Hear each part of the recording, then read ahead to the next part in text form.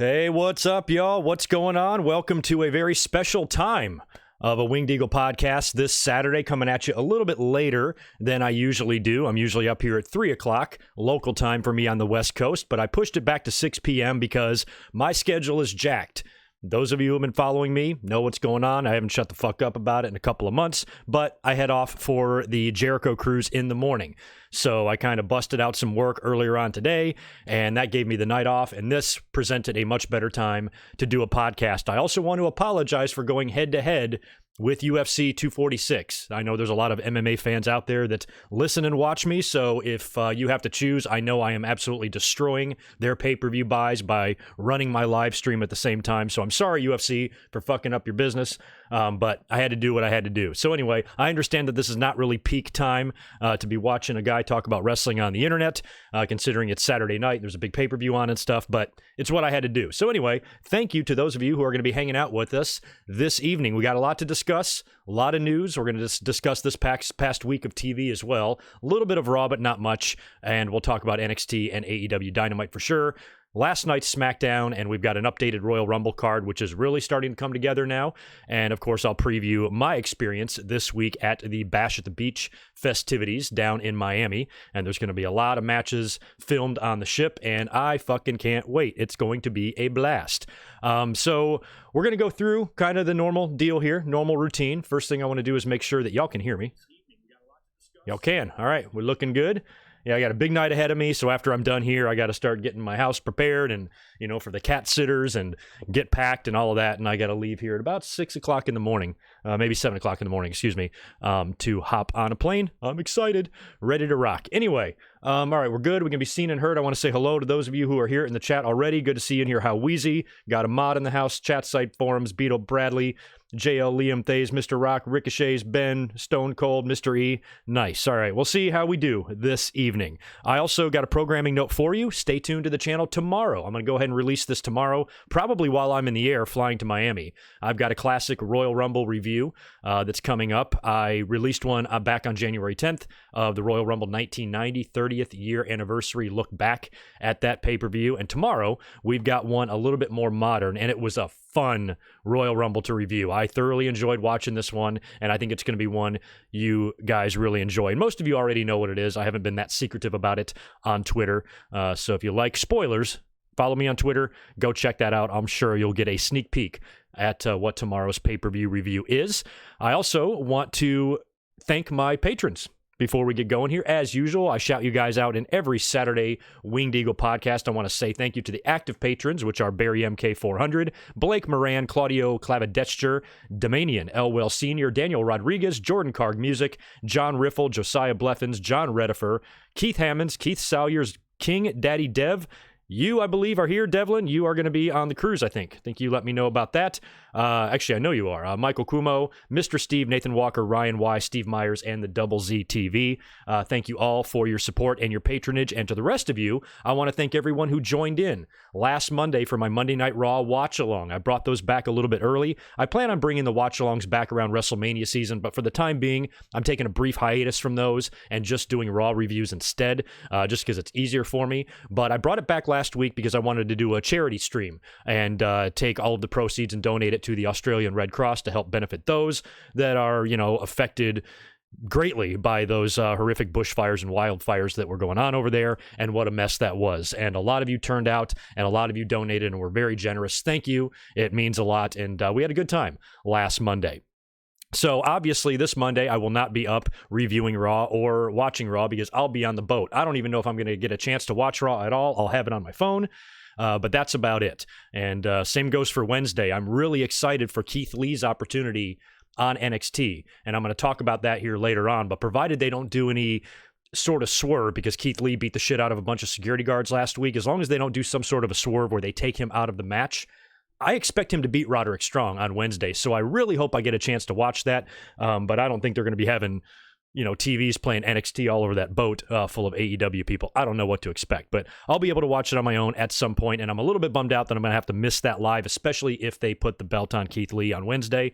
But given what we saw last week, they could also pull a swerve. But we'll talk about all of that later on. We're going to start with the wrestling news here first, and then I will touch on Raw, same format as every week. Then we'll get into AEW and NXT, follow up with Smackdown, and then talk about the Royal Rumble.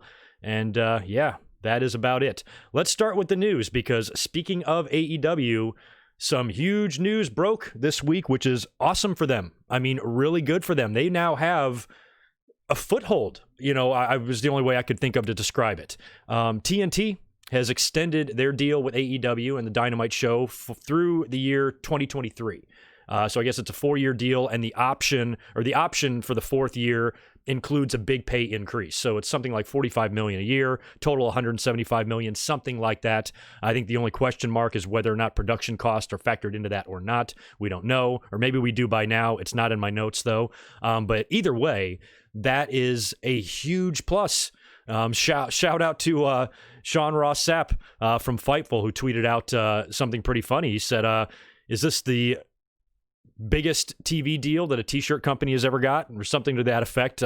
Very big deal for them. For those who like to downplay the importance of AEW or downplay, them being actual competition, you're stuck with them for another 4 years now. So it's up to them just to continue to, provide and get better, the best entertainment possible. So huge congrats to them, because that's what that does, and that money coming in, I believe, makes the company now profitable, which obviously they were going to be hugely in the hole starting up with the Khan family putting so much money forward to get this whole thing started. For them to now turn around and be profitable within the first year, there is no way to spin that and downplay it. That is a huge deal, and congrats to them. I think that's awesome. A little bit of sad news to report as well. I probably should have opened with this. It was learned earlier on in the week that Rocky Johnson, father of The Rock, passed away at age 75. Now, according to B. Brian Blair, former member of the Killer Bees, who I didn't even know was really friends with Rocky Johnson, apparently they are big buddies down in Florida. He said that Rocky died of a blood clot.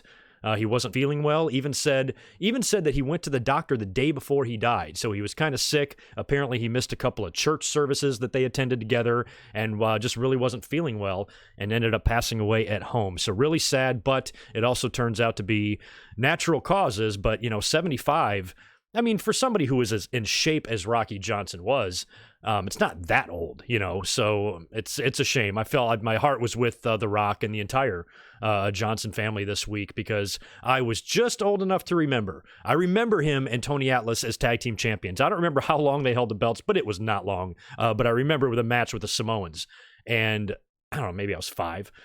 So he was always somebody that I knew of and remembered, and seen a lot of his matches because he's super well traveled.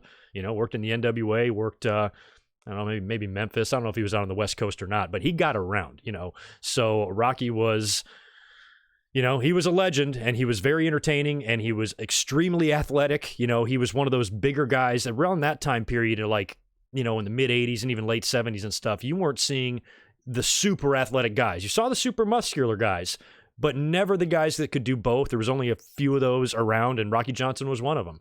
And, for that time period anyway, he certainly was one of the more impressive, just overall athletes and, best looking wrestlers that you had around that time. So very sad. He was a legend, and feel bad. That was just not very good news to hear this week. We're kicking off, 2020 in a terrible way. We also lost La Parka, and I think we had a couple of other deaths as well. Pampiro Firpo and Kendo Nagasaki. Those might have been the ones all this year so far, and we're only, January 18th? It's going to be another one of those years, y'all. And a little piece of fun news. I thought this would be fun to bring up, only because it so greatly illustrates my stupidity. The WWE, I guess there's talk of them renaming the WWE UK title to the NXT UK title. Here's the thing. I already thought it was called that. When I read the story, I'm like, isn't it already? I've always referred to it in my head as the NXT UK title. So what the hell's going on? the fact that they're changing that, I was like, oh, okay, fine, but I already thought that it was named that. So that was kind of funny. I got a kick out of that. Before I go on to the next thing in my news notes, I want to just peek back over here to the chat. Yikes, that is a shitty audience. For those of you that are in here, do me a favor and smash that thumbs up for me. I'd greatly appreciate it. I'll knock out a super chat or two if there is one in here. Ryan Music, thank you for the $5. I appreciate it. Believe it or not, I have been following your channel for 5 years, but it's the first time I got a chance to watch you live. No kidding, brother. Thank you very much. Well, I appreciate the super chat, the donation, and you hanging out this evening. I think that's cool.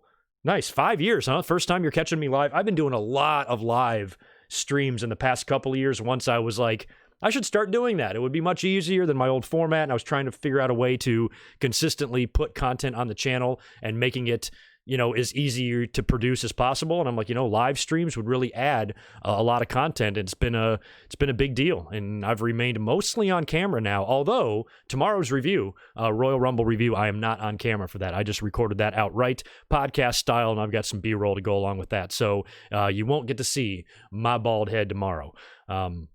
But you'll likely see some stuff this week, and I should have mentioned that in the opening here since we are still talking about wrestling news. This week on the channel, even though I have no videos planned because I'm going to be out of town, stay tuned because I fully expect to do either a recording or a live stream or something on the boat. Maybe I'll just film something in my room and just upload it to YouTube. Maybe I can get, depending on how the service is, depending on how the service is out in the middle of the Atlantic, if I can do a live stream, I will do that right on the deck of the boat. As a matter of fact, let me grab this here. I wanted to show you guys.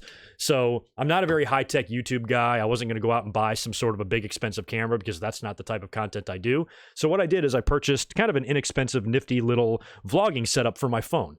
So basically, I've got this deal here. So just a little bit better of a microphone in case I am out on the deck and it's windy. If you just use the regular mic with your iPhone, it's going to sound like shit.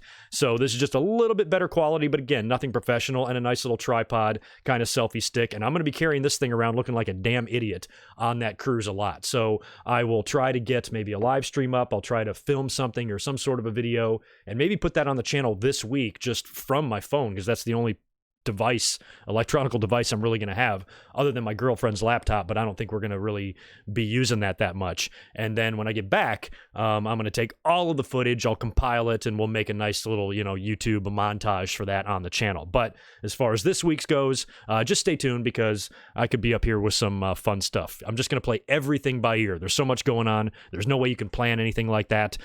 So hopefully, some of the people that are going to be on the ship, maybe we can film something with them. We'll see. We're just going to play everything by ear. Who knows? I also, speaking of me attending shows and shit, I wanted to talk about this because I was just kind of reading up a little bit on the potential location of WrestleMania 37 because I'm really curious where that's going to be because I know LA is, one of the front runners for it. And the more I'm reading, the more I'm feeling kind of confident that it's going to be here. So if WrestleMania is here next year, that's fabulous. That is an hour and 45-minute drive right up the road, and I can attend everything, and it'll be a fucking hoot. So if it turns out to be here, and those of you might want to make a trip out to the West Coast, come out here next year for WrestleMania 37. Let's party. It's not confirmed or anything like that, but I'm thinking it's going to be here. And if it's not, maybe it's Vegas, which is also doable for me anyway. So it's almost a given, I would say, that I'm going to be at WrestleMania next year. And the only reason I'm not going this year is because of the Jericho cruise and the very likelihood of WrestleMania being in my neighborhood next year. So that's why I'm skipping Tampa. But I'm ready to go to one of these damn things, man. I feel like I should mention Tessa Blanchard. We talked about her last week on the podcast, but that was the day before her title match at Hard to Kill with Sami Callihan. Of course, she did go on to win the Impact World title. Created a lot of buzz, and I said right up front, that's good for Impact. At least they're trying to do something to get people talking, because what can you really do in the wrestling world on the big time anyway, as far as like big time companies go? What can you do that really is different than what others do? What can you do that another company isn't already doing and that will set you apart from them? So you can debate whether or not it's going to work, and if it's a good idea creatively for them to do what they did, but at least they did something to get people talking about their name on the interwebs. In the end, it might not turn out to mean much. A lot of fans think that this was a mistake creatively because they've now kind of booked themselves in a corner. They have no way out, no end game, and I'm like, well, yeah, you do. She just loses the title. So I don't think this is as bad as people are making it out to be. I know Tessa has a lot of controversy surrounding her as well, because that's what we talked about last week with the tweet storm that she found herself in when she tweeted out something positive to support one another. And a lot of female competitors came forward and said, you are a hypocrite for saying that because you're an asshole. And, we saw the rest that happened there. So after she won the title, she had a couple of little cryptic comments in her post-fight victory speech. And then she also released a statement on Twitter earlier this week as well, kind of just explaining herself, but it doesn't seem like she has a shit ton of support.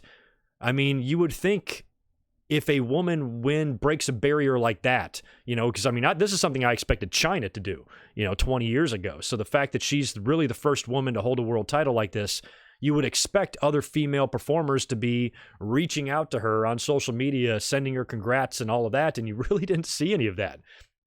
I don't think one person in WWE said a word about it. And I don't think any of her peers in TNA did either, aside from a couple. So doesn't sound like it doesn't sound like there's any sort of conspiracy against her. It sounds like she, kind of was an asshole. But that's pretty normal in the wrestling business. As far as the racist stuff, she's a piece of shit if she did that, but she swears she didn't.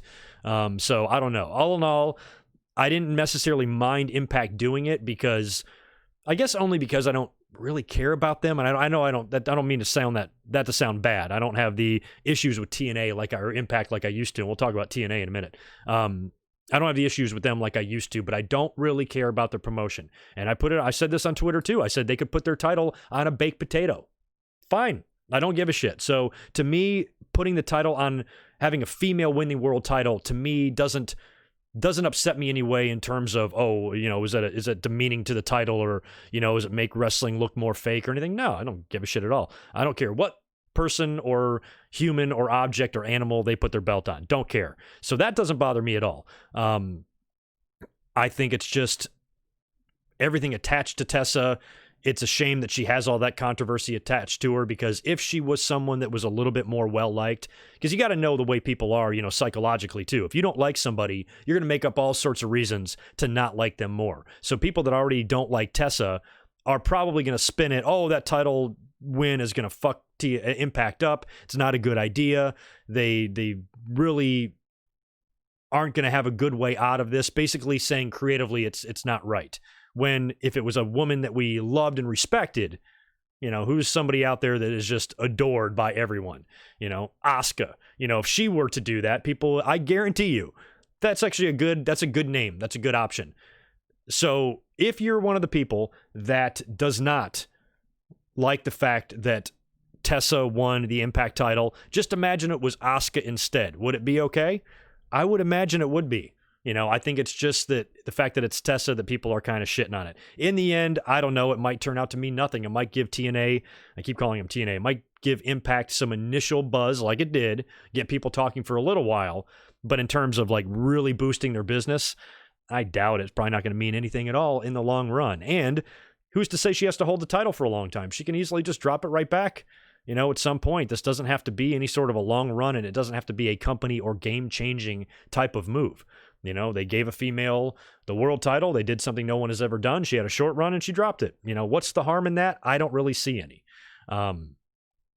So we'll have to see how long it goes. And speaking, of Impact, it was announced that they're going to be holding like a TNA throwback show or a TNA one night only show. This is going to go down on April 3rd, which I believe is WrestleMania weekend.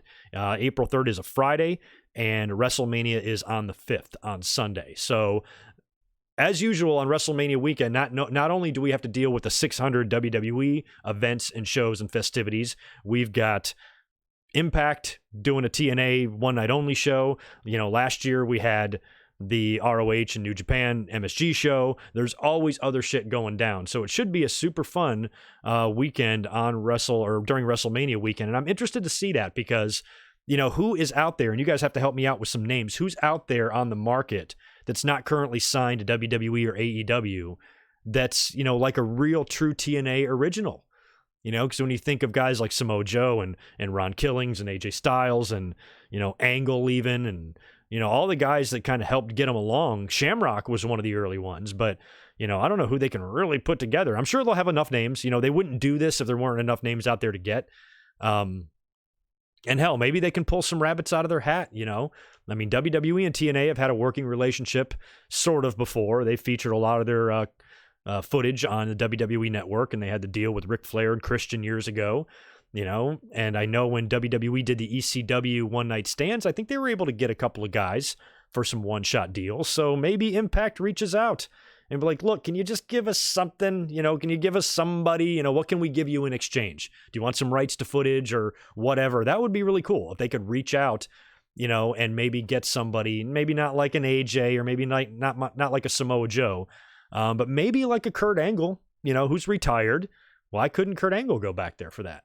You know, don't you think WWE, like, would they really be that much of an asshole if they didn't give Kurt their blessing to do that? He was there like 11 years. AJ Styles, same thing, but Kurt Angle might be a little bit more realistic because he's not currently in the ring on TV and traveling and shit. So I hope that's my hope anyway, that they will do that. But considering it's WrestleMania weekend, WWE's probably going to want every legend they can to themselves anyway. So who knows? I mean, it's really early yet, but I would like to see something like that go down. I think that would be nice for them, you know.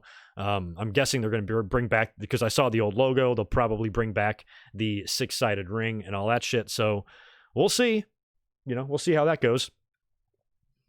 Oh, thanks, guys. Jeff Jarrett, Well, Jeff Jarrett's in WWE as an agent, so is Road Dogg. I guess that they could still do that, though. Bully Ray, that's right. Hulk Hogan. Good to see you, JJ. Low Key, Christian, RVD, true. Yeah, but Abyss is also an agent in WWE. So a lot of these guys, like Ricochet, you're Jarrett, RVD, Booker T, Sting, Sabu, and Abyss. Yeah, so Sting, Sabu, and RVD could probably be available to do that. I don't know about Booker T, although Booker T is going to be on the Jericho cruise.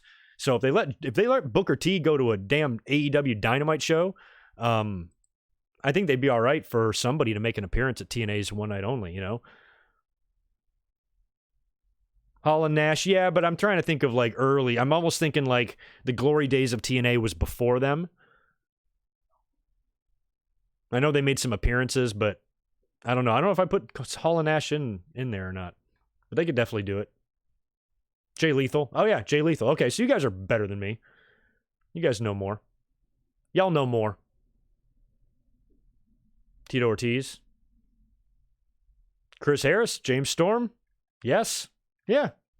They'll be fine. They're going to be fine. But I think it would be even cooler if they could just work something out. I mean, every single professional wrestler in the world, you know, is going to be doing something on WrestleMania weekend. And it would be cool if WWE, you know, has guys like Kurt Angle or someone booked for the Hall of Fame, but let them also go do the, you know, the Impact show. I guess it's going to be running opposite Smackdown since it's on a Friday. So what's the big deal, you know? It'd be cool if WWE was, you know, just did another company a solid. What's the harm, right? The only other thing I have in my news before we start getting into the wrestling shows is Marty Scurll. I didn't really mention him last week. I don't think the news was out yet last time I did a podcast, but there's been a lot of talk about him maybe turning up in AEW at some point because his deal with ROH, I guess, was running out, and everybody expected him to bounce. There was no way, because he could definitely be used. He's got a lot of friends in All Elite Wrestling especially, so Ring of Honor, in what many people consider to be a desperate attempt to keep him and not lose him, they've not only re-signed him for some sort of a crazy deal, but they've also made him head booker. So now he's got the book and he's in charge, and that's usually never that good. Marty Scurll, I have no doubts, you know, has some creativity in his skull and is capable of being a creative person, but that's kind of a big thing to give him. And I just don't know. I don't watch enough of Ring of Honor. I know a friend of the channel, Brian Zane, has been working a lot with them recently, and congrats to him for that gig. That's awesome. But I don't keep up with it that much. So I'm not a big Ring of Honor watcher. So those of you who are going to have to tell me, you know, like, what do you think of this? So far, the reaction that I've seen on social media is mostly negative. But I don't want to be that way. You know, I don't want to automatically just shit on the you know, the decision. They wanted to keep him. They obviously see value in him. They don't want to lose him. So they put him in a bigger role. That's all I can think of. So congrats to him for a cool deal. I guess he's going to be hanging around there, so we're not going to see him on a bigger stage anytime soon. But who knows how long that's going to last. There's been every single, aside from the owner of a promotion like a Vern Gagne, or Stu Hart or something like that, there's never been a talent / booker that has lasted a super long time. Sullivan might be the only one that I think had, a track record, because everybody, Flair even, had a shot. Kevin Nash, Sullivan in and out. There's been lots of guys. Russo, anybody who's in the ring, anybody who has a role creatively, when they're the booker too, it's always just a mess. So anyway, we'll see how that goes in Ring of Honor. And in the meantime, good for Marty Scurll. I'm not shitting on it or running him down. I don't have a big enough dog in that fight to even care.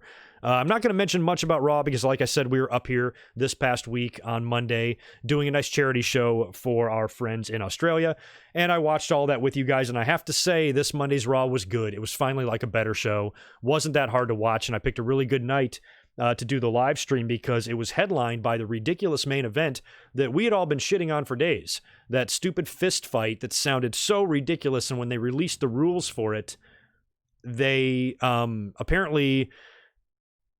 the only way for the match to end is for the referee to stop and say that the other team cannot continue. So it's just dumb, and it's just a fist fight, which doesn't mean anything. At first, I thought you could only use your fists, but it was just a complete normal brawl. It should have just been called a no-holds-barred match or, falls count anywhere match. But with that stupid referee tie-in, it's just, I mentioned this on Monday, it seems like there's so many matches that are really the same match, but they have 6 different names for the same match, What's the difference between a no-holds-barred match and a no-disqualification match? What's the difference between a no-count out? All that shit is just the same. It's just a different way of wording it. So this fist fight was really cheesy and really dumb. They even had the little fists graphics, and I'm like, God, this is so bad. But they surprised us with a really cool ending.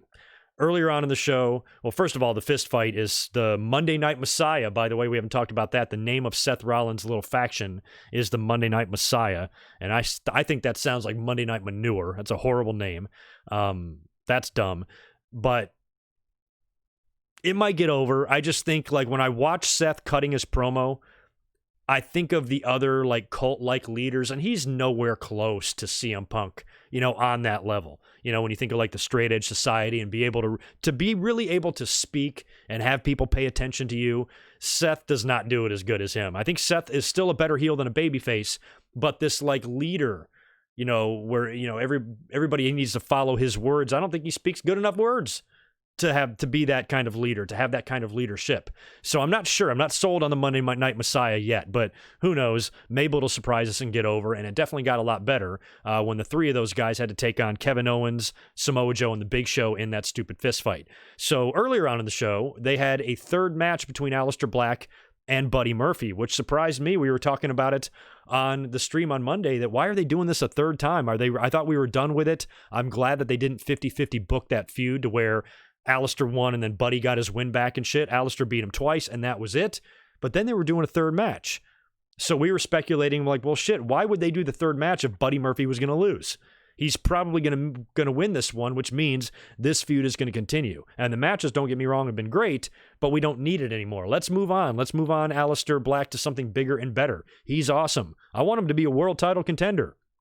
I'm realistic. I know everybody can't be world champion, so I'm not demanding for him to be champion right this moment, but he's fucking money, man. Just look at the guy. His matches are incredible. He's super athletic. He's super good. I like his presentation, like everything about him, and have no idea why he's not already at the top of the card for as long as he's been on the main roster. So I was worried that he was going to lose, but him and Buddy Murphy go out there, they tear the house down again, and Aleister Black beats him again. And this time, this is enough to kind of push Buddy Murphy over the edge because he really wanted one more shot at Aleister. He was begging for it, and then he got the shot and he lost, and he rolled out to the outside of the ring, and he just sat, up against the barricade for a long time, for a couple of matches, to the point where I forgot he was out there. Fast forward all the way to the fist fight, and Seth gets tossed out of the ring and he lands right up against the barricade and right next to Buddy Murphy. And I was watching and I said, I forgot he was even out there. And Seth starts, hitting Buddy. He's like, come on, come help me. Gets in the ring. Eventually Buddy does and helps Seth Rollins and the Authors of Pain win. Beat the Big Show and Kevin Owens and Samoa Joe. Referee stops the match and it appears that Buddy Murphy is joining the Monday Night Messiah. And I think that's perfect. If you're going to add somebody that is useful and good that you're not really doing a whole lot with. Buddy Murphy just came up short. So, in all those matches to Aleister Black. So technically in defeat, he might have landed himself a better spot on the roster than the guy who beat him the last 3 matches. And that's how you do it, man. That's how you you don't bury somebody, when the fans like to say, oh, he's buried. When you can win, even in defeat, we've seen, that's what I like. When, what was the match where, Jericho lost, I think, to Shawn Michaels in the ladder match, and then they came back at the end of the night and won the world title? I love shit like that. So Murphy is kind of reborn. All those matches that he lost against Aleister Black, completely erased, yet Aleister Black gets to keep those good quality wins over a good quality opponent who now is going to have a much bigger spot on the roster if he is in fact joining the Monday Night Messiah, changes his look up a little bit, maybe comes out there wearing black, and who knows? This could be a good thing. Now, with WWE, I'm not very optimistic. It's probably not long before he's kicked out of the group or they change directions or they fuck it up. Whatever they're going to do, they're going to screw it up. But at least for the meantime, it gives Buddy Murphy something significant to do. And now he's going to be involved in the main event storyline on Raw right now. Unless Brock is going to be on TV, well, I guess he probably will be a lot more between now and WrestleMania. But if Brock's not there, Seth Rollins and the Messiah is kind of leading the way here, maybe with Lashley and Rusev and Lana in second place. So I like the turn by Buddy. He's kind of already a heel, right? But joining up with them, I think is a good move, and we'll see what he does. Maybe he'll come out next week with his hair dyed black or something and donning a new look or whatever. I hope so. So that's really all I'm going to mention about Monday Night Raw. I wanted to just talk about how cool I thought that was, and that I'm in favor of it. Let me just go back over here to the chat and check what's our... Oh, shit. Can you guys see me?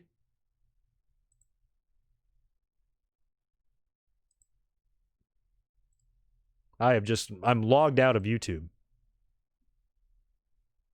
There, I'm back in now. We're in here. We're good, right? Whew. I just went over here to check the audience and stuff, and it's so weird. Computers will sometimes do that. A different account was signed in. I'm like, what the hell?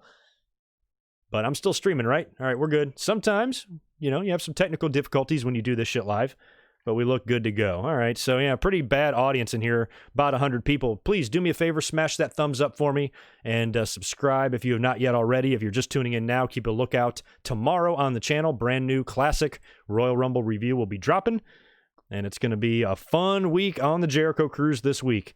I'll try to get some videos up on the channel or on my Twitter page, at GoodMicWork, so go follow me over there. Yeah, you guys, all right, you guys can all see me. All right, sometimes just computers are funny. I just want to make sure that all is right with the world. Let's move on to AEW and NXT this week. So this was interesting. Let's talk about the ratings first. Big win for AEW this week. And I got to admit, I'm kind of surprised because I'll talk about both shows, but if I had, this week, if I had to pick a winner as far as which show I liked more, I actually liked NXT a little more. So the fact that AEW won by such a large margin is pretty impressive and pretty crazy. But AEW came in with a viewership of 940,000 to NXT's 700,000. So very big win by AEW, Dynamite, and a show that I did think was very good. I did enjoy Dynamite, really enjoyed the main event, enjoyed the Moxley stuff. But I thought NXT was overall just the better show in my mind, and they lost big time in the ratings. So we'll talk about NXT first. You had Keith Lee opening up the show, cutting a promo, talking about his upcoming match with Roderick Strong next week. He earned that opportunity a week ago. Undisputed Era come out to the ring. They attack him, and Tommaso Ciampa runs in to try to make the save, but it's too late because they have Pillmaned Keith Lee's ankle in the chair. So that also threw up a red flag. I'm like, you know what? I'm just thinking, I feel it. I just feel like this is going to be it. And when they did that to his ankle, I'm like, they're going to try to throw every obstacle in front of him as possible, maybe even injuring him ahead of his match with Roderick to where he's going in there on one leg and he's still going to come through. They're really going to, they're basically going to put over Keith Lee here, I think, in a similar way to what they did Rhea Ripley. At War Games and Dakota Kai took out Tegan Nox, and then it's 4-on-2, and it's the biggest uphill battle you can ever imagine, and Rhea still comes out on top winning that thing. I feel like they're going to kind of do the same thing with Keith Lee here, and I talked about last week with Ciampa and Adam Cole now looking to be your NXT title feud, and I've got a good feeling that Ciampa's going to beat Cole for that belt too. Keith Lee isn't really in the mix right now for the NXT title, so if he's not going to do that, and he's not going to go into like the Royal Rumble to win that, and he's going to stay in NXT for a while, what does he do? Next best thing, North American title. Undisputed Era's been on a roll forever. They walked out of the end of 2019 with every award possible on that award show. I feel like from now up until WrestleMania the wheels are going to start coming off. And I think it starts with Roderick Strong, and Keith Lee beats him next week. However, as we would see later on in the show, they would all have to be separated. I think they're doing like a Rhea Ripley promo or interview outside, and that's when Keith Lee and the Undisputed Era start mixing it up again, and Keith Lee starts tossing around security guards and shit. So one thing they could do is punish Keith Lee next week and maybe take the match away from him or make it a non-title match or something, but there's already been a match, I think it was a Fatal 4-Way involving Keith Lee, where Roderick Strong escaped with that belt. If you do one-on-one Keith Lee and Roderick Strong, I think you have to have Keith Lee win. And Roderick's held that belt for a while. The North American title has been hot potatoed. Think of the guys that have had that. Adam Cole and Ricochet, Gargano, Velveteen. Who else? And now Roderick.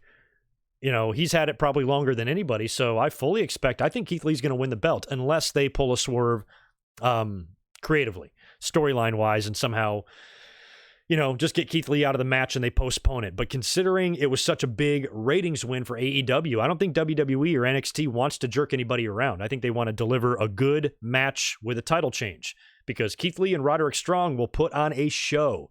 If that match is the main event, much like the Rhea Ripley and Shayna Baszler match, at the end of the year, they should be able to pull in a decent rating for that, and they should try to rely on that before they start pushing the panic button and say, holy shit, we're putting on a better quality show, but we're getting our asses kicked.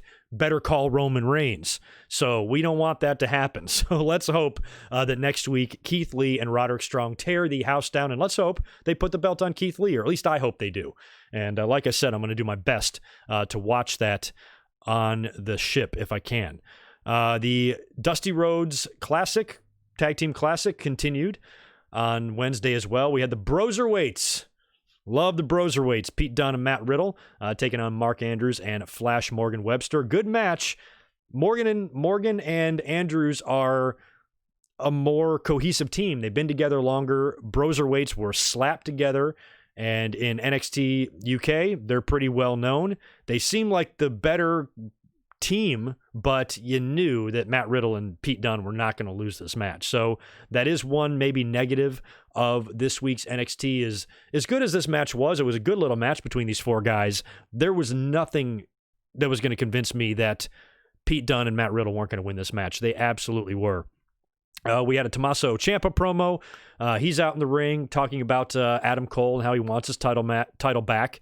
I guess that's going to be taking place at NXT TakeOver Portland. The Undisputed Era comes out again, just like they did with Keith Lee earlier on, but this time Gargano runs in to help make the save and fend off the Undisputed Era, and we got the big DIY chant. So Gargano and Ciampa, kind of another little reunion here. They did this once before. I would love to see them come back together for a tag team match at some point. That would be really cool. And I mentioned about, I'm just throwing this out there because Gargano's got a lot going on right now. He's got his feud with Finn Balor as well, and a match with him at TakeOver Portland. So there's a lot going on. It might be tough to pull this off, but I would not be opposed to Undisputed Era, who I mentioned earlier. I've been talking for over a week now that I feel like the wheels are going to start coming off that faction soon. And if you start with Roderick dropping the North American title next week, maybe Adam Cole drops the NXT title to Ciampa Maybe not at TakeOver Portland, but maybe they do a rematch WrestleMania weekend and he drops it there, giving Adam Cole like a full year-long run with the title. I'd be fine with that. But another option could be to reform DIY and have him take the tag titles off of Bobby Fish and Kyle O'Reilly. I think that would be fun. I think that would be a lot of fun if you had like Keith Lee and Tommaso and Ciampa as tag team champions, and maybe Ciampa with 2 belts, and then they've got all the titles now and Undisputed Era has none. Just a thought. Might be something fun to do. I think the fans would be into it. We also had this was a kind of an upset here. The Grizzled Young Veterans, also from NXT UK, defeated the Time Splitters. Now, Alex Shelley was brought in, I'm guessing, as a one-off here to team up with his former tag team partner Kushida. When that announcement was made, I was just assuming that those guys would be winning and moving on, and they didn't. They lost. So that's interesting, and it'll be curious to see if Alex Shelley has any other matches in NXT or if it's literally just one time. We also had a triple threat match. Winner of this would be advanced to the Fatal 4-Way match at TakeOver Worlds Collide, I think for the NXT Cruiserweight title. Lio Rush, Swerve Scott, and Tyler Breeze. Pretty fun match, and Swerve Scott got the win there, and he'll be in the Fatal 4-Way. I don't even know who else is in that with him other than Hector Garza, who I believe was on commentary for this. So I'm sure it'll be a good match, and I got to really brush up on my Worlds Collide card and my knowledge because I haven't been paying attention that much to that particular pay-per-view. And to be honest, I kind of wish that we were getting a regular TakeOver attached to Royal Rumble weekend. And that's going to be big too, because I get back from the cruise on Friday night at 11 o'clock, and I took the weekend off so I could be here for TakeOver and for Royal Rumble. So it's going to be a long weekend, and Monday Night Raw the next night. So you're going to get a whole lot of me next weekend for the Rumble. But unfortunately, probably no predictions unless I want to run through them here. And the main event of NXT this week was a women's battle royal. The winner would be the new number 1 contender for Rhea Ripley's title. Now, I'm assuming this will also take place at TakeOver Portland as well.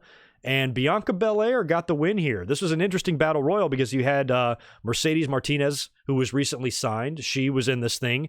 Kacy Catanzaro, who I thought retired and was rumored to be leaving the company and giving up wrestling. She's resurfaced and turned up. Shayna Baszler appeared for the first time since dropping the title to Rhea Ripley. And Tegan Nox, who I think has kind of been missing in action since War Games, was also out there as well. Dakota Kai was not in the Battle Royal because she would come out later on and eliminate Tegan Nox. So Dakota Kai is just ruthless. So eventually we're going to get the big one-on-one match between those two. That will be fun. We had...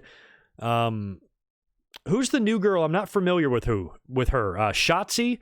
She wound up eliminating Shayna Baszler in this, and I know that's another big signing that a lot of you are familiar with, but I'm not quite sure exactly who she is, but people like her, so I'm glad she's there.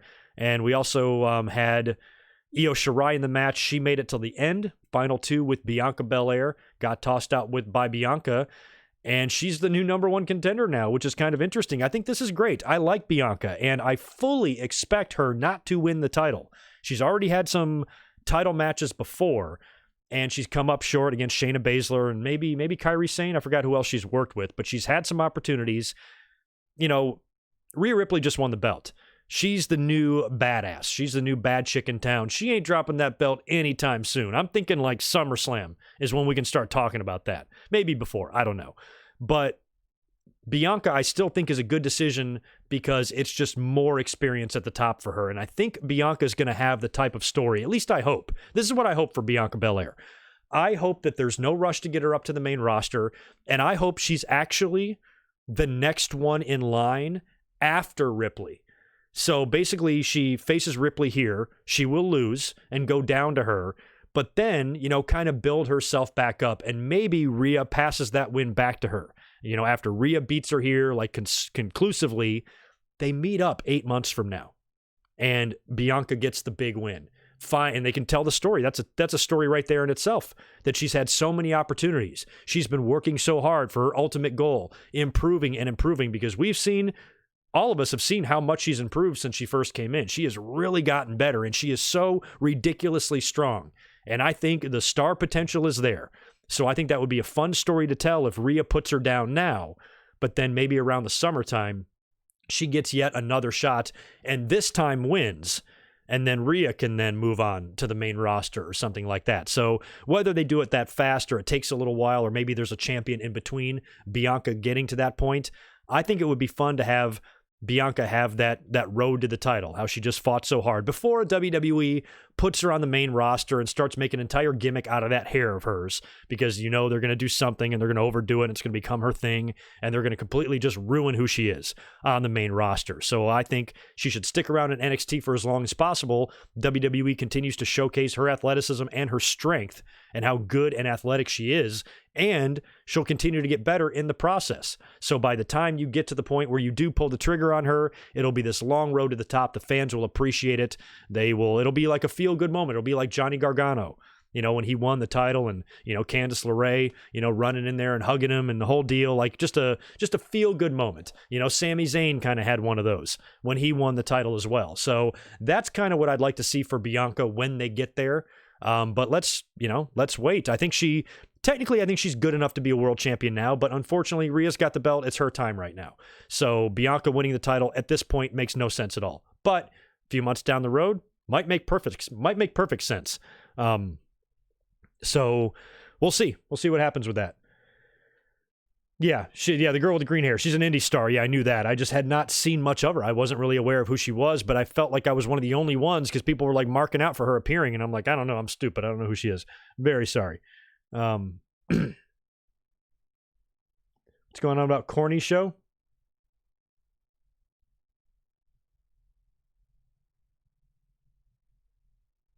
Ew, that's nice. Thanks for informing me of that, guys.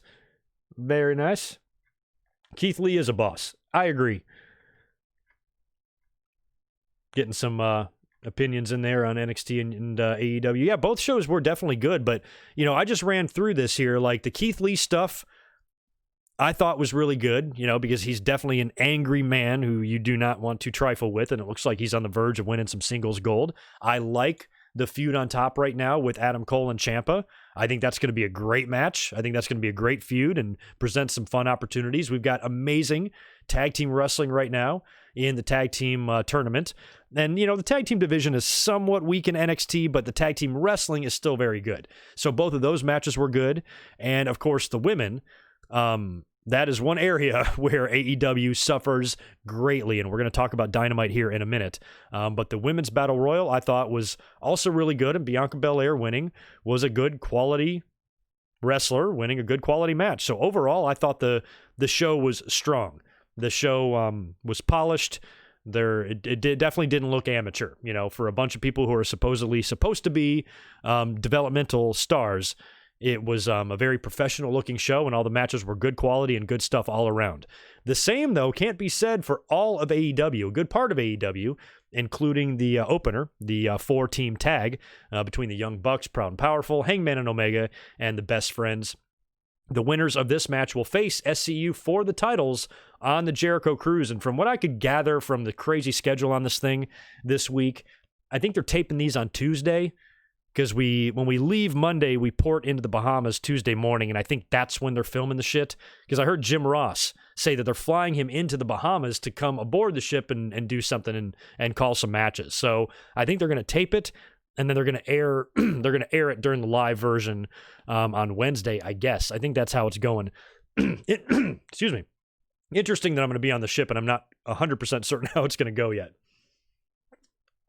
But we will see a tag team title match on the boat, and it will be Kenny Omega and Hangman Page. They got the win here. They've been teasing a lot of dissension between these guys. The finish was when Hangman blind tags Matt Jackson when he wasn't looking, hops in the ring, and is able to take down Chuck Taylor with Kenny Omega for the win. So the two of those guys now get a shot at the tag team titles.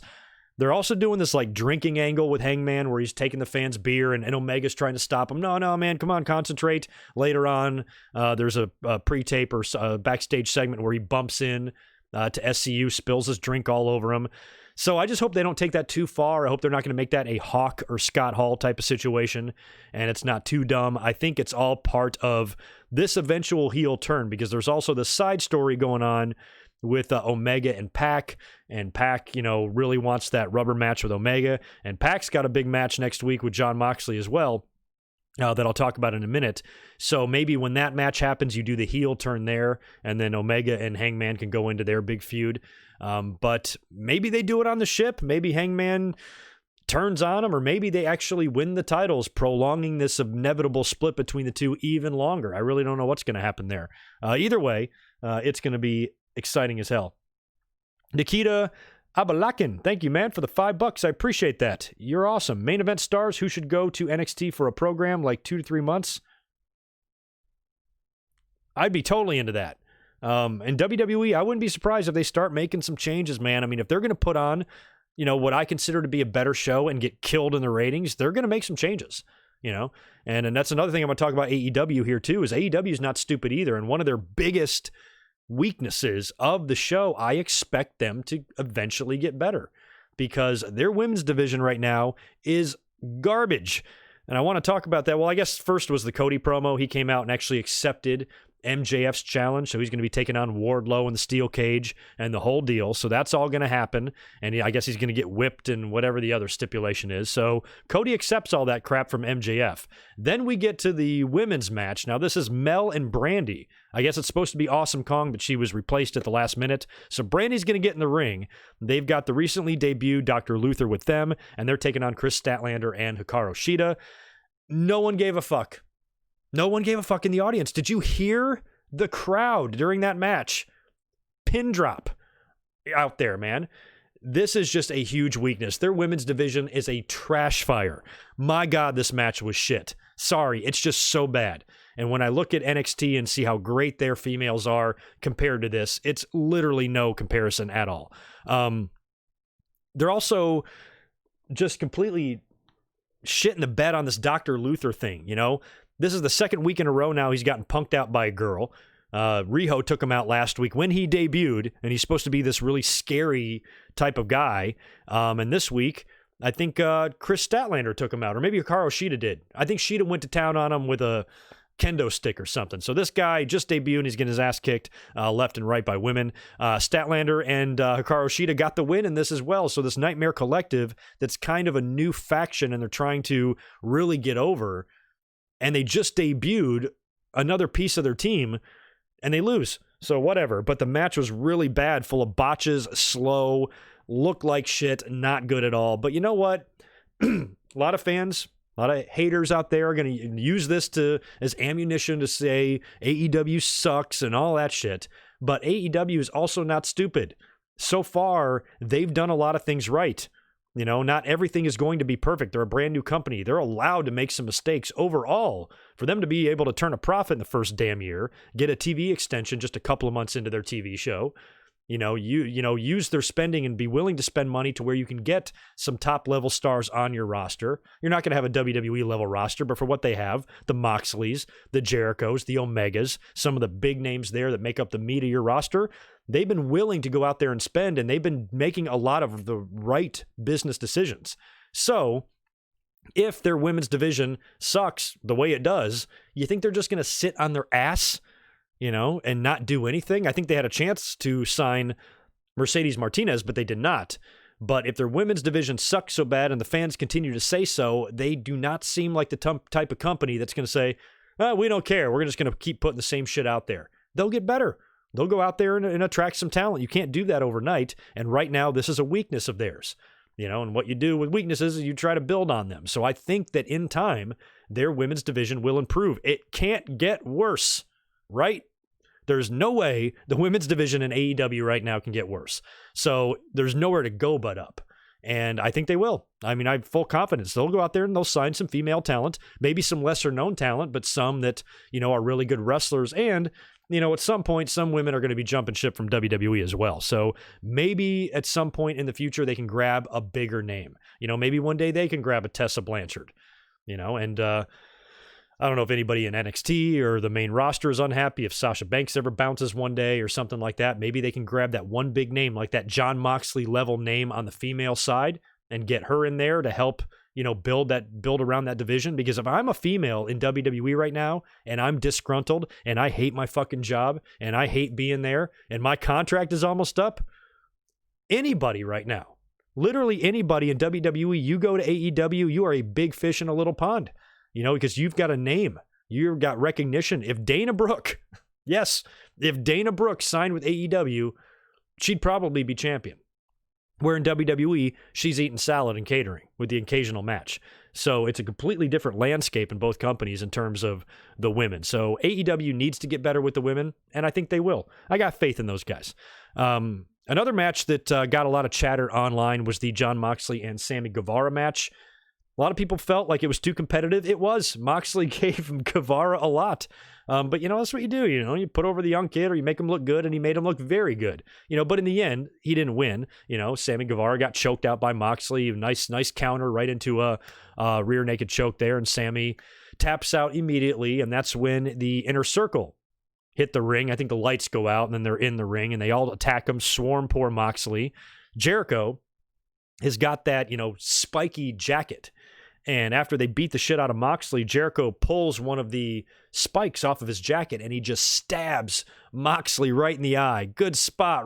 Throwback to the old Dusty Rhodes and Four Horsemen days with the railroad spike and all of that. So he stabs Moxley right in the eye. Very old school. Moxley can't see. He's taken away by the medical staff and all of that, and he's gone with a bloody ass eye, right? So that was pretty good because the more time that goes here, because we got a long time. I think Revolution is February 29th. So we got some ways to go here in this build. And right now it's a lot of fun. So eventually we're going to get to this match, Jericho and Moxley for the title in February, and it's going to be fun. And right now I'm enjoying the build, and I think right now that's also the best part of Dynamite is what's going on between Moxley and Chris Jericho. We had a really fun 6-man tag. Up next, The Butcher and the Blade and MJF. This was announced last week, taking on Dustin Rhodes, QT Marshall, and DDP. DDP, Diamond Dallas Page, returning to the ring on TNT. How cool is that? MJF, y'all saw his t-shirt, right? It says, I banged DDP's daughter. I think he means bang because DDP does the bang, and that's his gimmick, but we know what it means, and it was fucking hilarious, and oh my God, I cannot believe he wore that on cable television. But anyway, he's rocking that shirt, and DDP in the match, I gotta say, he looked good. He looked like he was in his 60s, don't get me wrong, but he still looked good.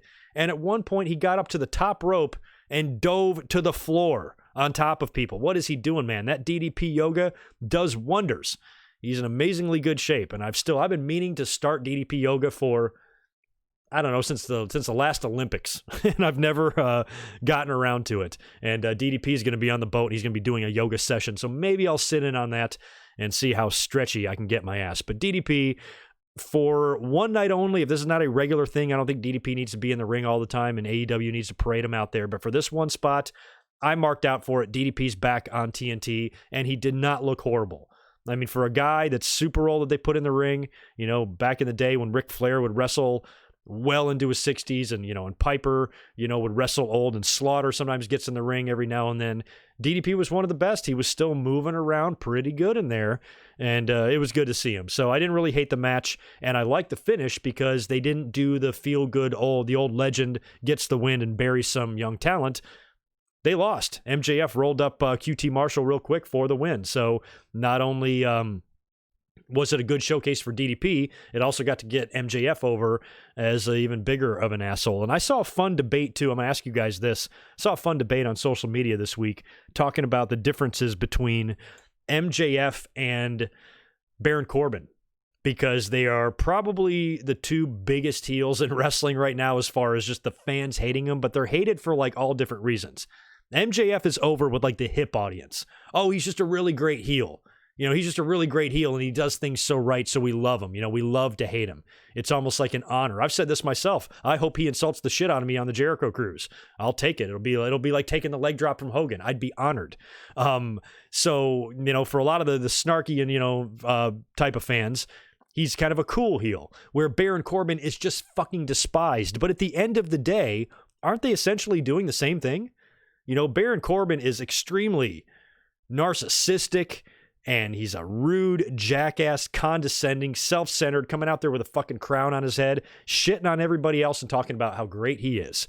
How is that any different than what MJF is doing? But yet, why are they viewed as two different people? And I got to say this, unpopular opinion, but it's true. Baron Corbin's a better wrestler. So I don't know why it's so lopsided like that.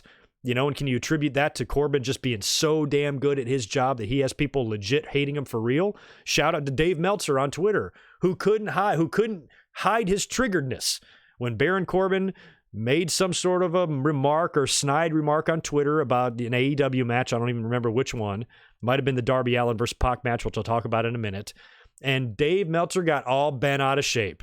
Quote tweeted it, maybe you should tell your boss this and that. Sounded like he was an 18-year-old angry Mark. And I loved it. I thought it was hilarious. I'm like, man, Baron Corbin is so good. He's pissing off journalists with 40 plus years of experience. That's good. So you tell me, why is Baron Corbin so bad when he's able to strike up this much emotion out of the audience?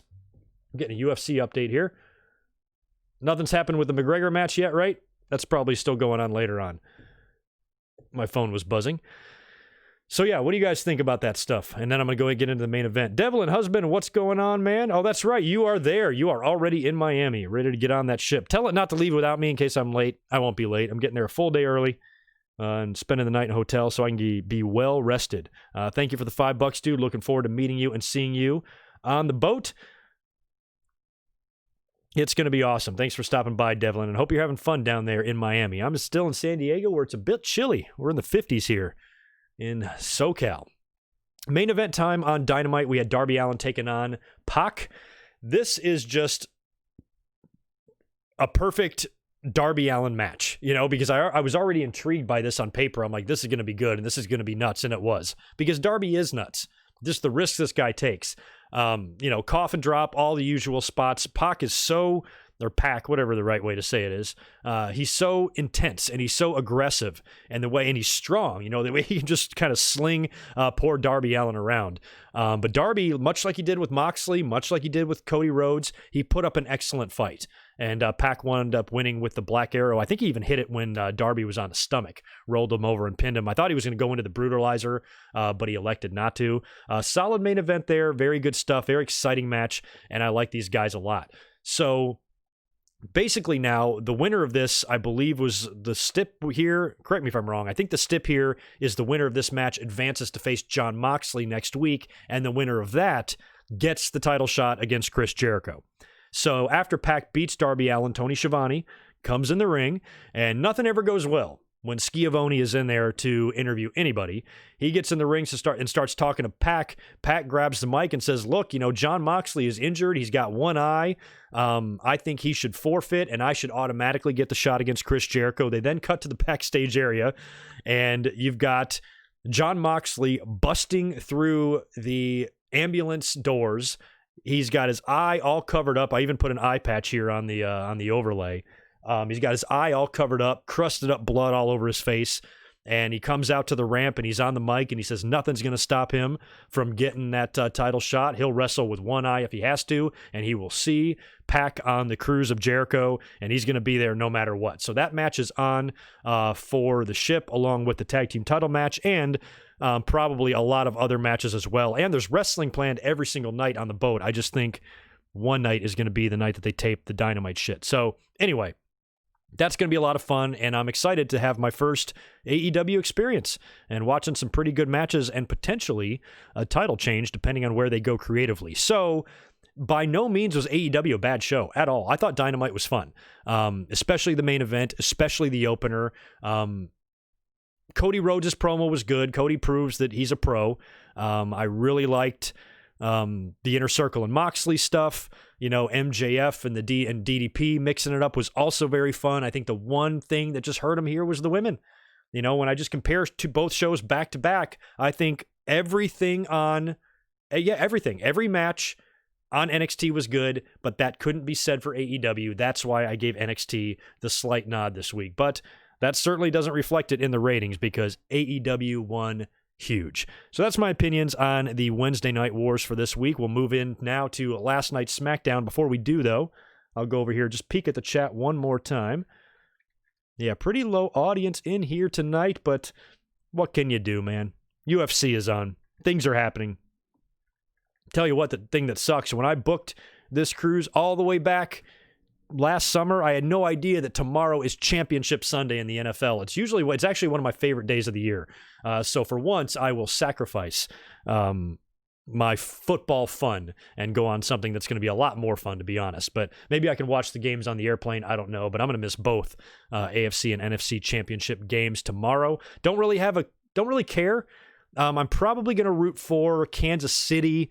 I like Kansas City, and my brother-in-law is a big fan, and I'd like to see that for him. They haven't been to a Super Bowl in 50 years, so I'm kind of hoping they win at home against Tennessee. And as far as Niners and Packers go, probably don't care. I might just go Packers only because it's NFC North. It's kind of close to my hometown where I was born in Michigan, and Aaron Rodgers was not so much anymore. I haven't seen him in a few years. He was a frequent guest in my restaurant here in San Diego. Saw him a lot around town, and was always a super nice guy, so it'd be nice to see him win it. But in the end, if the 49ers go, I don't care, really. So I think either way, it's going to be a fun Super Bowl. I mean, if it's 49ers and Chiefs, that would be cool. Joe Montana's two former teams, that might be all right.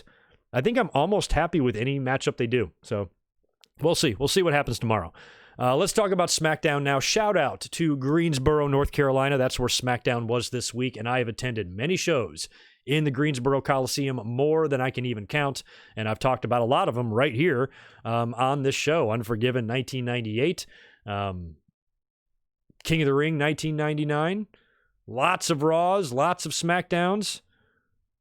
Maybe another pay-per-view as well. Survivor Series 2001. I've got reviews to all this shit on my channel, by the way, if you want to listen to any of that. So I have been in the Greensboro Coliseum a lot of times.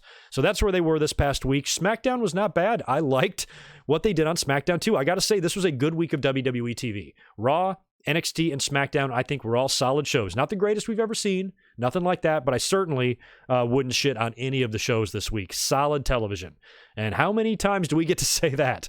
How often do we say, wow, good job, WWE?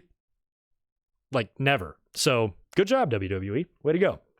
We had the return of Kane, which, by the way, I have still yet to watch Kane on the Broken Skull sessions. I'm actually saving that for the plane. I'm going to put my headphones in and listen to that when I'm traveling tomorrow. So I've got that saved, and I kind of been holding it and haven't been listening to it just so I have something to do when I'm traveling. So I will be listening to that this weekend.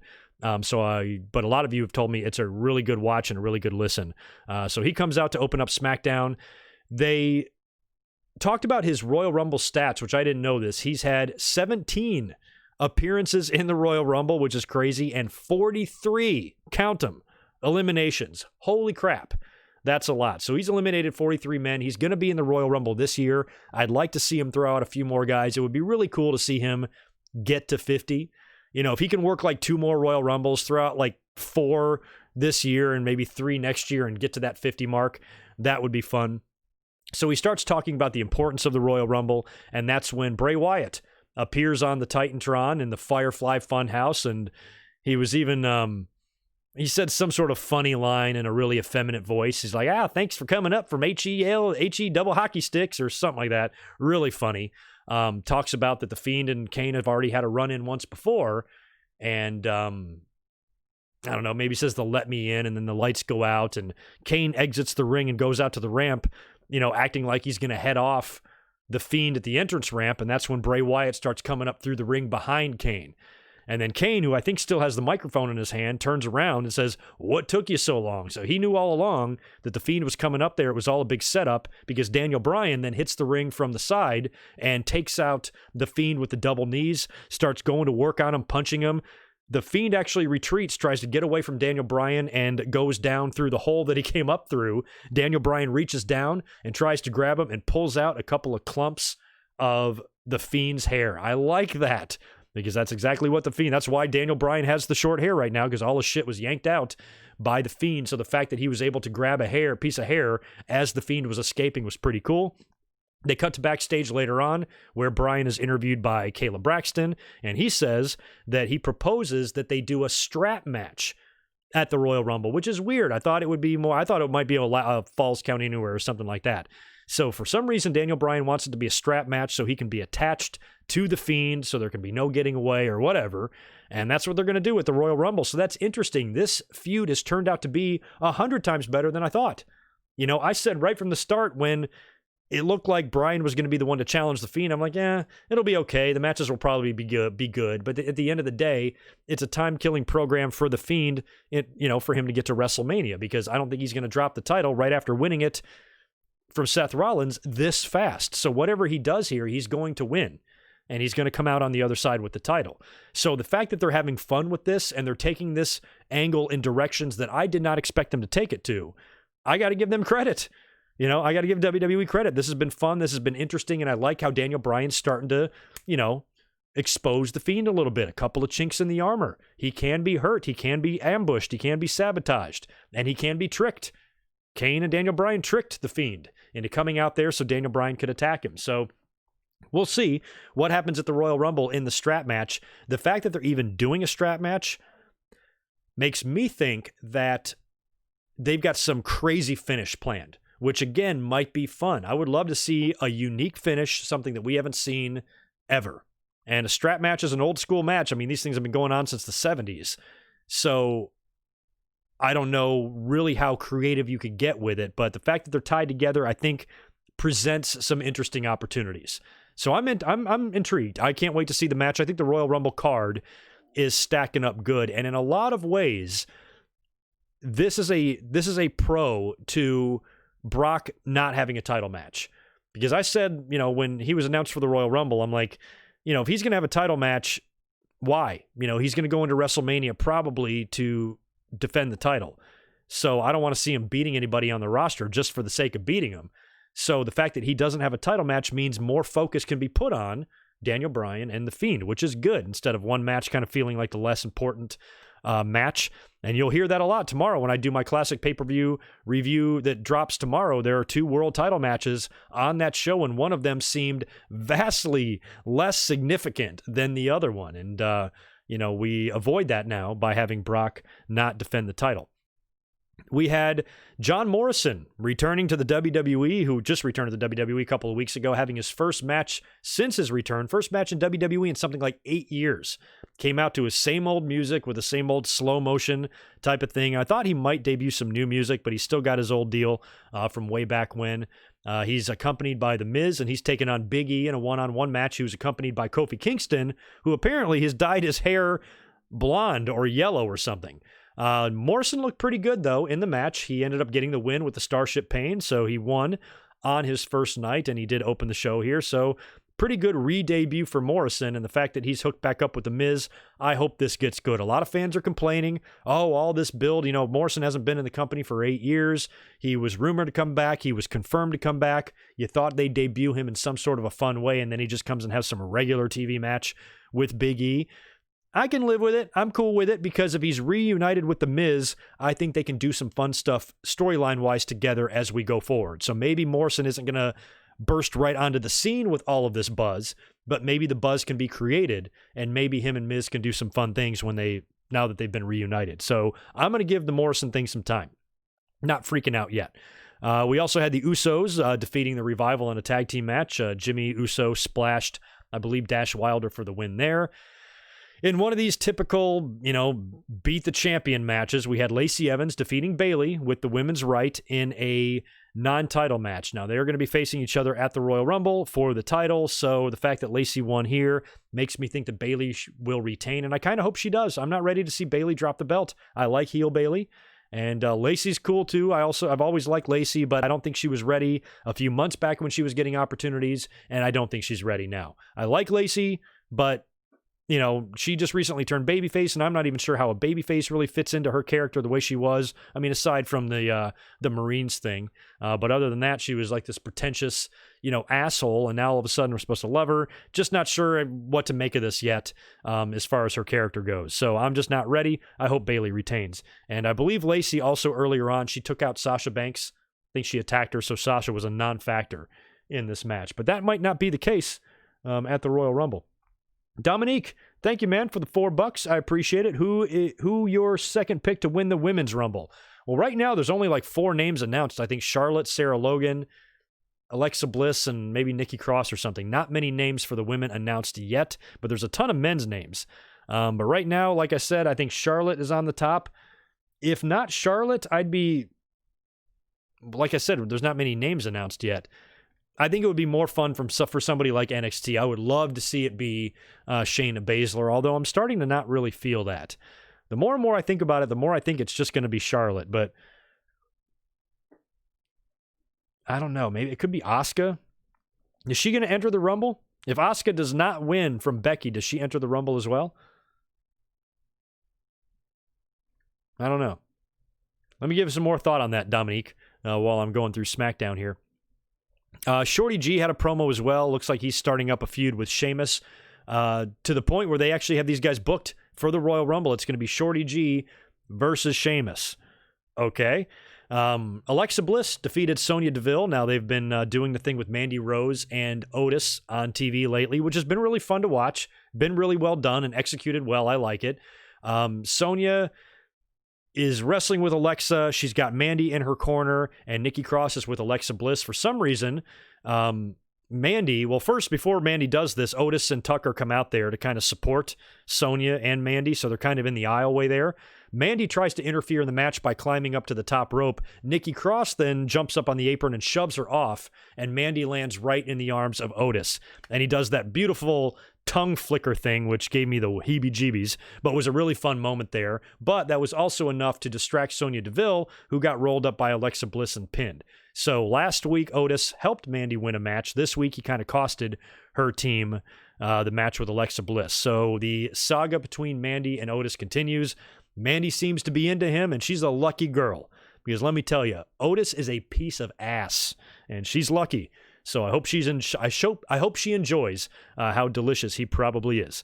We then move on to the main event, right? Main event time, Roman Reigns against the returning Bobby Roode in a tables match. Why this match was randomly made a tables match, I don't know. We had Corbin and Ziggler getting involved in this thing. Big surprise. And because there's no rules in this thing. And in probably my favorite spot of the match and my favorite spot on the whole night, I'm so happy they did this. Roman Reigns is getting his ass kicked by Corbin and Ziggler and Bobby Roode. He's being triple teamed by them. And finally, the Usos run out there to save Roman. But what they finally did right is they didn't play their music. Finally, no music. I've been bitching about this forever, that WWE does not need to play every wrestler's theme music who does a run-in. It's not necessary, and it's not believable. You know, because you look like a shithead, especially if the person you're trying to save is getting their ass kicked in the ring, and you're waiting for your music to start. What a dick. Just run out there and help them. It's not real life. So at least the Usos hit the ring, and it felt a little bit more realistic, and I wish all run-ins would be like that. Well, maybe not all. You know, when Austin came out to help Mankind win the title from The Rock, you needed his music there, but you don't need it everywhere, and it's been a big pet peeve of mine for a long time, and I was really happy to see that they didn't do it here tonight. So the Usos come out there, they help Roman Reigns out, they wind up double splashing Dolph Ziggler through the announce table, so they take him out, and Corbin is now retreated up the ramp, leaving Bobby Roode in the ring all by himself with Roman Reigns. There's a table positioned in the corner, and Bobby Roode gets speared right through it, and Roman wins. After the match, Roman gets on the mic and announces that his match with Baron Corbin at the Royal Rumble will be a Falls Count Anywhere match, and then Corbin throws a hissy fit, and the show goes off the air. So Falls Count Anywhere match is where we're at now for the Royal Rumble, so let's just run through the card. Here's what we've got. Bray Wyatt defending the Universal title against Daniel Bryan, or The Fiend, I should say. Baron Corbin versus Roman Reigns in a last man standing match. Becky Lynch defending the Raw Women's title against Asuka. Bayley defending the SmackDown Women's title against Lacey Evans. Shorty G versus Sheamus in a random one-on-one match. And we also have, of course, the Women's Royal Rumble match and the Men's Royal Rumble match. Now, like I said, the Women's match only has about 4 names announced, but the Men's has 20. Here's what I have for the men so far. Brock Lesnar entering at number 1. Roman Reigns, who will be in this after his Falls Count Anywhere match with Corbin. Rey Mysterio, Ricochet, Randy Orton, AJ Styles, Eric Rowan, Drew McIntyre, Elias, Baron Corbin, Dolph Ziggler, Otis, Tucker, Rusev, Bobby Lashley, Aleister Black, Buddy Murphy, Kane, Braun Strowman, and Shinsuke Nakamura. And I didn't mention Braun Strowman, did I? What did he do on SmackDown? That's right. He came out there and helped out Elias. Elias had a promo with Sami Zayn, Cesaro, and Nakamura. And Braun was talking backstage earlier on how he wants a shot at the Intercontinental title, and we know that's coming. We know that's in his future. And when Sami and Cesaro and Nakamura were beating the shit out of Elias, Braun came out there and ran them off and made the save. So as far as the men's field goes, Cain Velasquez has been on record now saying that he will enter the Royal Rumble, that he will be in the Royal Rumble. So he's probably going to get involved in this thing and cancel out Brock Lesnar. Brock's not going to win this thing. And if he's not going to win it, I'd rather just get him out early. I don't want to see Brock make it all the way to the end. And then WWE gives us this big moment, between the two where Velasquez tosses Brock Lesnar out and then challenges him for the title. I don't know. That'll be lame. I'm almost hoping that Lesnar and Velasquez eliminate each other, setting up the match in Saudi Arabia, which is going to be February 20th, the rematch. And hopefully Brock gets by and is still champion after that. I don't know. I just want to see Brock drop the title at WrestleMania to somebody awesome. My short list of people: Drew McIntyre, Aleister Black, Keith Lee. Who else? That's about it. Probably not Roman again. We don't want that. Those would be my really fun picks there. I don't think it's going to be Braun Strowman, though.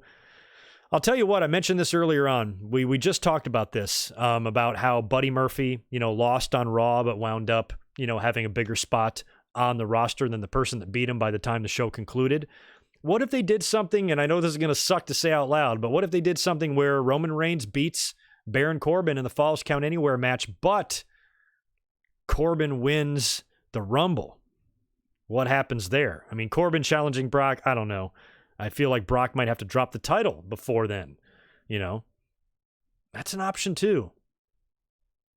What if Brock and Kane mix it up in the Rumble and Velasquez eliminates Brock, and then let's say Brock defends the title in Saudi Arabia. I do not like it when titles change hands over there, but let's say he defends the title in Saudi Arabia or at Fastlane or Chamber or whatever the fuck, defends the title sometime between now and WrestleMania, drops it to a babyface because Velasquez interferes and helps them win the title, costing Brock the belt, and then that babyface goes into WrestleMania to face Corbin, who maybe wins the title. I'll shut up now. That's a bad idea. So anyway, that's pretty much where we're at now for the Royal Rumble. Matt Riddle, Adam Cole. Yeah, Matt Riddle being in the Rumble and winning it, I would love. I just, I'm not feeling it. I'm not feeling Riddle. I'm not feeling it as in I don't want him to. I'm not feeling it as in I don't feel like WWE's going to do that. Just my opinion. But Corbin winning the Rumble would be fun. Think of the shit talking that dude would do. My God, he is such an obnoxious bastard. It would be fun. Yeah, and I agree. I agree with Austin. The Shorty G thing has been a failure. I do not like the Shorty G. I don't get it. I think it's just as dumb as everybody else does. And that's pretty much it for my notes here. You guys have anything else that I need to talk about? I can answer a few questions here before we sign off, but then I've got to start cleaning my house and getting packing and getting ready and all that kind of nonsense. Oh, by the way, I'm going to be taking my my WCW cruiserweight, television title replica that I've had since 1999. It's 21 years old, and I'm going to be taking it on the cruise to get signed by Chris Jericho, because you can bring, when you meet him, you can bring something, you can sign it. So I thought that would be a fun one to bring because, number one, I got to bring a belt with me, and, those things are big. And the Winged Eagle title, and especially the Intercontinental title that I just purchased recently, is super big and bulky. But since the TV title is 21 years old, the leather is now soft, it's lighter, it's much, smaller and easier to carry around, and I think will fit in my luggage and not be overweight or anything like that. So I was going to ask you, those of you who have gotten belts signed before, because I'm not a big memorabilia person, I never get anything signed. I bought these things here, these Sharpie silver pens, metallic colored pens. Is that what you would use to sign a belt, to sign the leather? I mean, it's a permanent marker. If you have any better suggestions for this, let me know. But that's what I picked up at the store, and I think that'll work just fine. So I'm going to take that belt with me on the cruise and have Jericho sign it, because I believe, I don't know, I think it was his first singles gold in the U.S., unless he had something in Smoky Mountain. I don't think he did. Unless he won the Cruiserweight first. He might have won the Cruiserweight title first in WCW before the television title. I don't know. Either way, it's one of Jericho's first titles, and I think that would be a much more fun belt for him to sign. Plus, I don't want to be walking around there with a ton of WWE merch all over me. So it's better I bring that one than the Winged Eagle or the IC.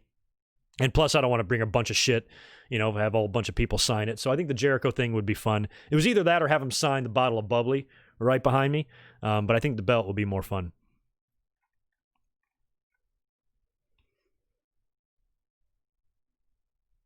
We do have some Corbin picks in here. Hey, Uncle Greg, enjoy your trip. I will, Nephew Adam. Absolutely. Thank you, man. Oh, how wheezy. I'm going to be pulling a how wheezy. Don't you worry. I'm going to be taking pics like a motherfucker. The way you do it when you go to your conventions, this dude, how wheezy, for those of you who don't know, one of my moderators here, he buys all my merchandise and he'll go to a wrestling convention rocking a GoodMicWork t-shirt and he will take no less than 2,500 pictures with wrestlers, and it's awesome. And you always send me on them all. You always have a good fun on those trips. Hopefully one day I can meet up with you at one of those conventions. So yeah, I plan on taking a lot of pictures. And like I said earlier on in the at the beginning of the podcast, I got this little vlogging setup here for my phone. So I'm going to try to get something as good a quality as possible, even though it's kind of a cheap rig. It'll at least provide a little bit better audio and allow me the ability to maybe do a live stream or something like that. So keep a lookout. It's going to be fun. And yeah, lots of pictures on social media, on Twitter, probably throw some shit up on Facebook as well, along with the YouTube channel. It's going to be a very fun week. I think that's all I've got, man. I think I'm going to get out of here. What do we do? 90 minutes? Hour and a half long podcast? That's about what I expected tonight. McDoherty, will you be sober any days on the cruise? No, absolutely not. I seriously doubt it. Well, now what depends on what you mean by sober. I'll be drinking every day, but I will have lighter drinking days than the other. There's probably going to be one night where I'm going to get jiggy with it, and then there's going to be other nights where I'm going to okay, let's not get jiggy with it. So probably just be sipping on beers throughout the course of the day, nothing major. Definitely plan on meeting up with some fans, though. Definitely planning on meeting up with Solid Monster, by the way, as well. He and I will be tossing back a few, I'm sure. It's going to be fun. So alcohol is going to be flowing. The beer will flow like wine. I'm excited. Can't wait to go to Aspen. Anyway, you guys have a great rest of your night and weekend. I will not talk to you live, unless I come up this week on the cruise. But you will hear my recorded voice tomorrow when I release my new classic Royal Rumble review. I'll probably just, before I leave the house tomorrow to go to the airport, I'll probably just click public on the video. So keep a lookout for that sometime early in the morning. I want to thank you guys for hanging out with me today. I know Saturday night is busy. I know we got UFC on. So those of you who hung out with me today and tonight on the podcast, I really appreciate it. Nathan Hansen, one last minute super chat coming in. Thanks, brother, for the $2. You were at the Bash. See you on the cruise. Yeah, a couple of you were at the show this past Wednesday. So that's kind of cool. You guys made a whole 2 weeks out of that. That is fun. Yeah, Nathan, Devlin, a few others. I'm really looking forward to meeting you guys. It's going to be fun, man. So yeah, just keep that in mind. Tune into the channel tomorrow and then just kind of eyeball me all week long because you never know when I'm going to have a video up. You guys take care. Have a good rest of your Saturday night and enjoy the rest of the UFC fight and whatever Conor McGregor winds up doing. I'll talk to you guys real soon. Be good. Peace.